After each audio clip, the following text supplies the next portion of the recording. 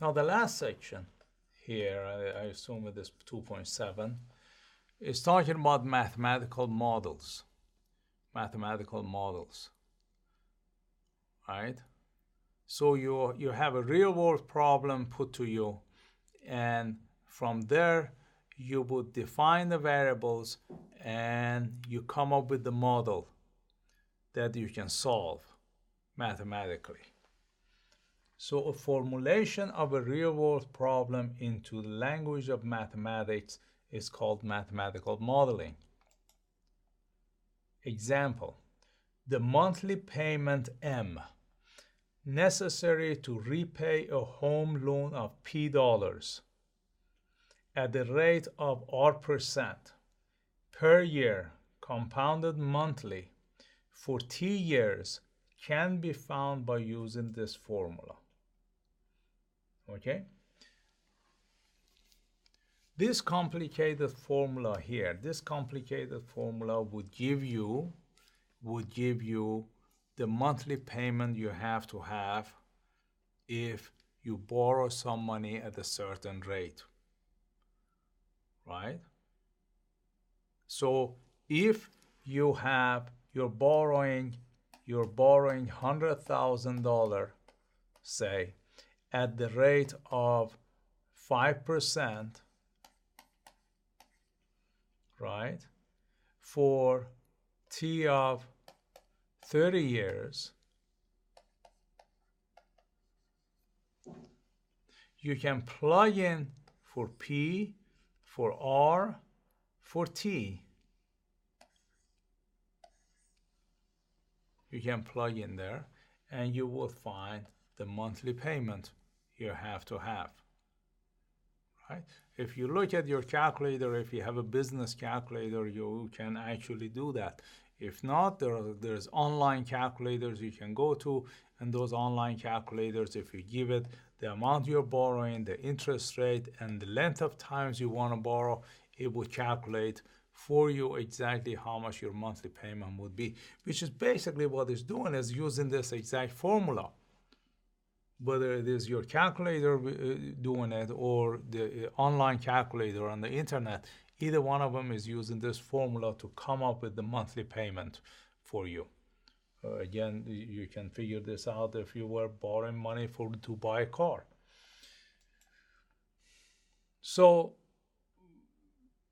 describing what is happening here, that's what this picture shows, or this figure shows, is a real world problem. You will formulate it into a mathematical model by defining its variables, right? So like in this example, in the previous example, we said P is the amount of money you borrow, R is the interest rate, T is the time. So each one of these is a variable, and M is the monthly payment. So you would use notation for each variable before you can put it in the mathematical model.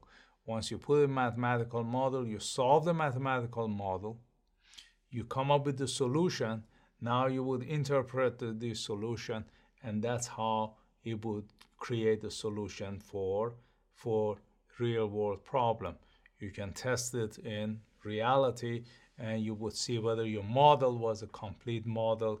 It took all the consideration into fact to come up with whatever answer it has come up with. For example, you can use real world problem prediction of the stock market. What would the stock market do, right? So you have different variables: unemployment, inflation, election. You can come up with several variables and put all of these in a formula, which is a model, right? And then test it with different values and see how it would show in the real world problem it worked, right? And you compare the result you get from your model with the actual number, and that will tell you the accuracy of your model. If it doesn't match or it's not close to the actual number you had, then there's something wrong with your model. You have to reconsider your model. Different types of function. We already talked linear function. We are talking quadratic functions, right? So different kinds of functions.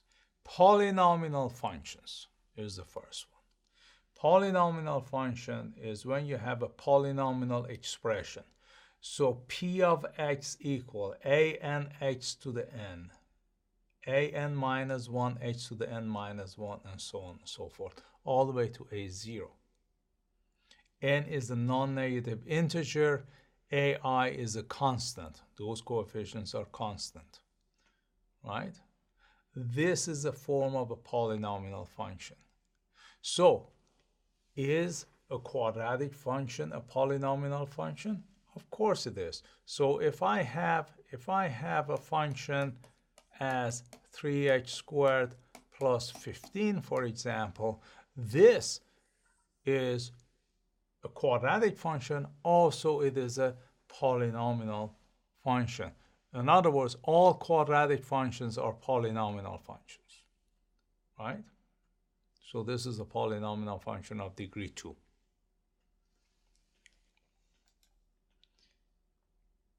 Here is a polynomial function of degree 4. 1 half h to the 4th minus h to the 3rd plus 12h minus 5. This is a polynomial of degree 4. Rational function. Rational function is where you have a rational expression. So f of x, the big f of x equal small f of x divided by g of x. Each one is a polynomial here, right? That would be called a rational function, the same as you had with the rational expression, right? Except now equal to a function. So 3x minus 4 divided by 2x minus 7h squared, right? This is called a rational function.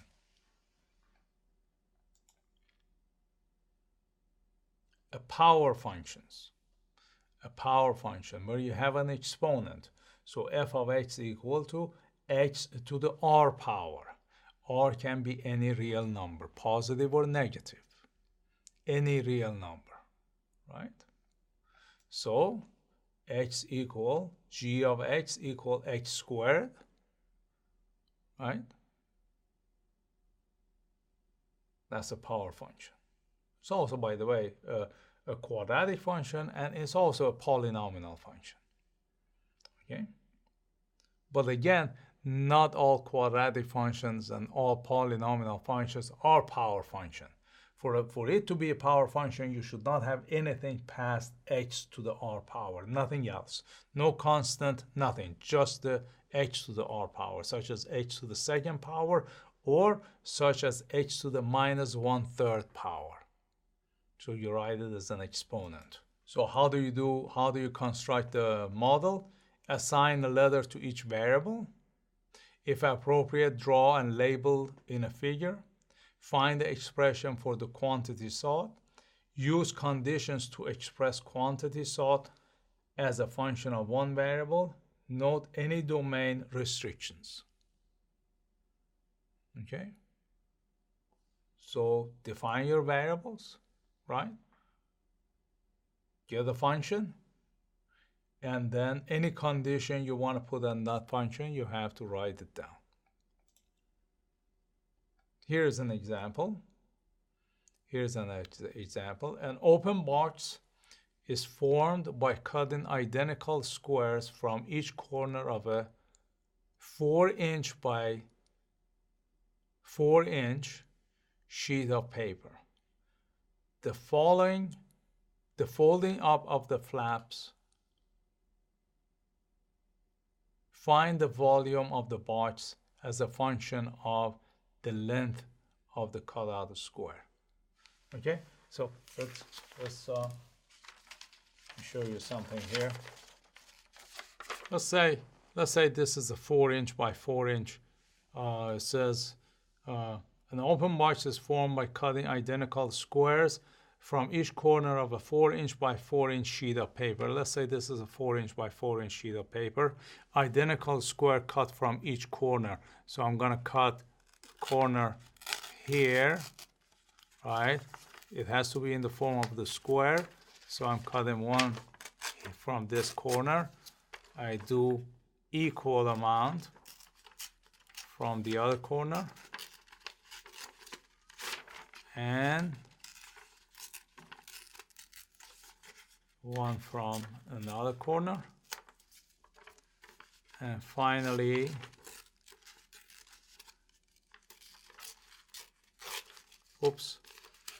cut in identical, okay, sheet of paper, and folding up the flaps.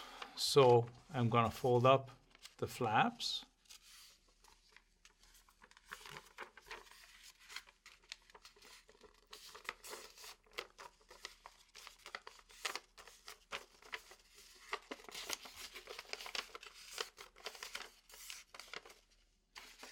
Okay, folding up the flaps. Now you have an open box. You have an open box, right? We want to find the volume of this box. So here's a sheet of paper. Again, it shows here on the monitor.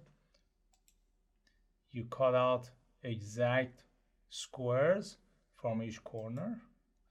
These squares, since they are the same size, we call them, we say they are x by x. They are x by x squares, x by x, right? So we're gonna cut these out.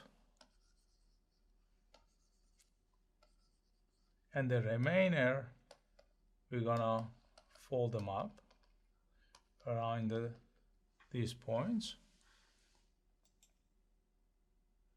So if the whole thing was 4 inch, if the whole thing from here to here was 4 inches, and you're cutting 1x from this side, 1x from that side, that would be 4 minus 2x.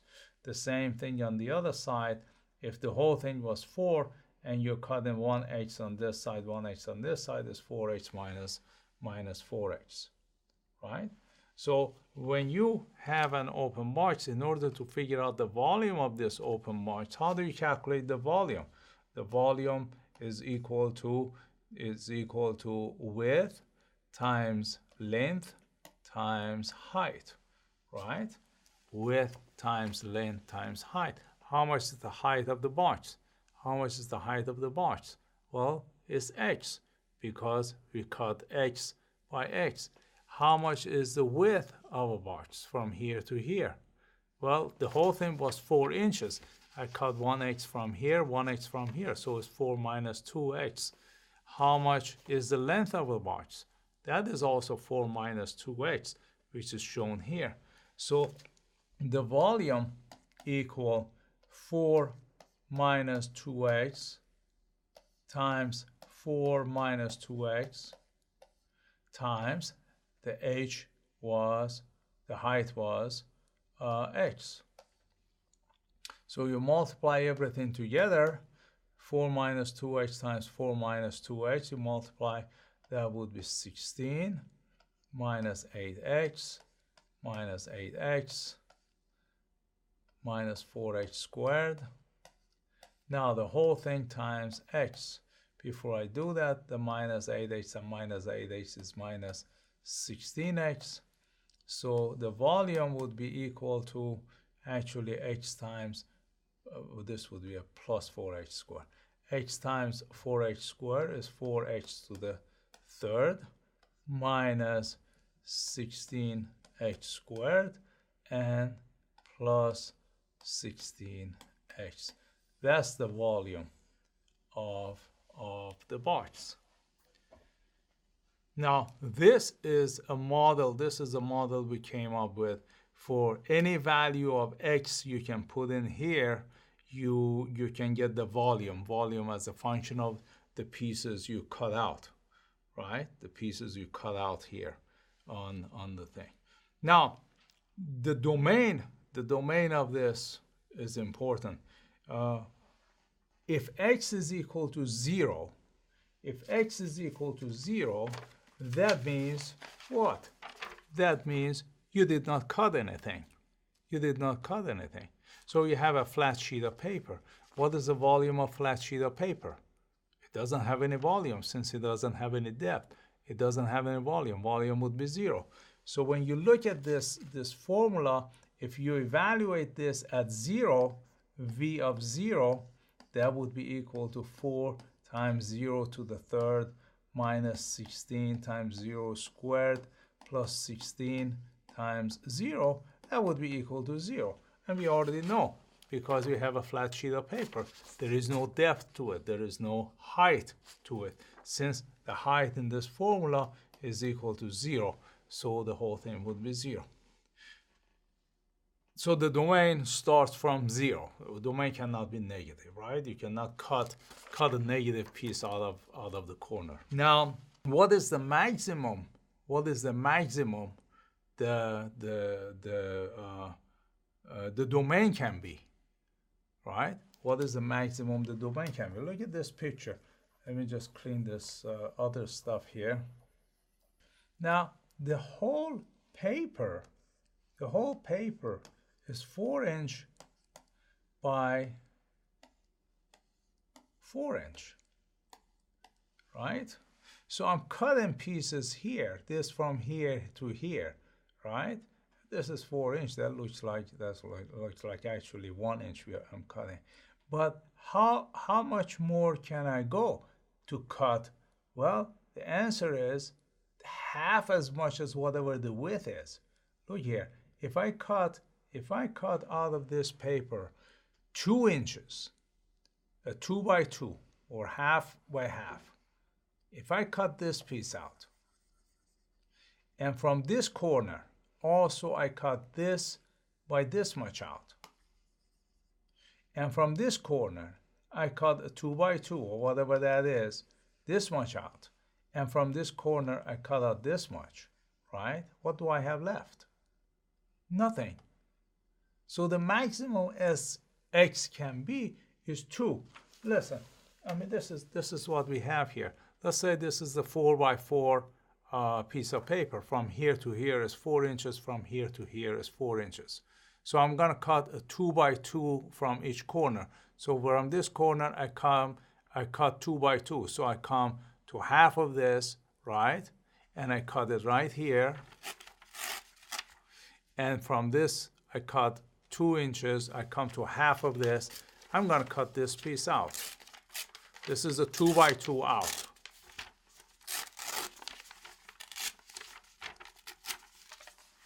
Then from this corner, I'm going to cut 2 by 2 also out. So that would be, that is out. From this corner, I'm going to cut 2 by 2. Here is 2 and 2 on this side. I'm going to cut this 2 by 2 out. And from this corner, I'm going to cut 2 by 2, 2 by 2. That one is out. What do I have left? Nothing. So the volume would be 0. And you would notice if you evaluate this function that we come up with, if you evaluate this function at 2, volume at 2, that would be 4 times 2 to the third minus 16 times 2 squared. You should get 0 here, right? Plus 16 times 2. So 4 times 2 to the third is 8. Minus 16, 2 squared is 4.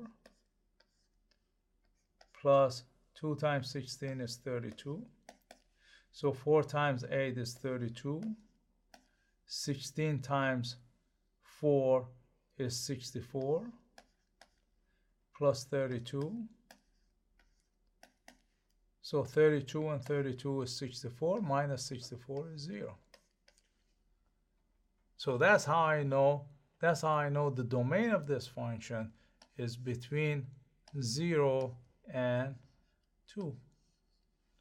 So this function is defined only for that domain. I don't know which one of these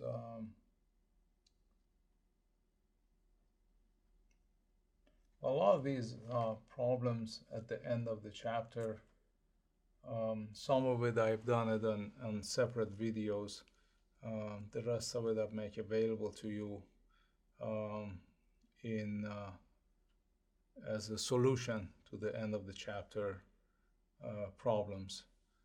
So you would see those, particularly the odd number problems, and you should be able to decipher from there the even numbers also, which would be very similar. Each even number would have something similar to it in the odd number form. Okay, that would be the end of this chapter.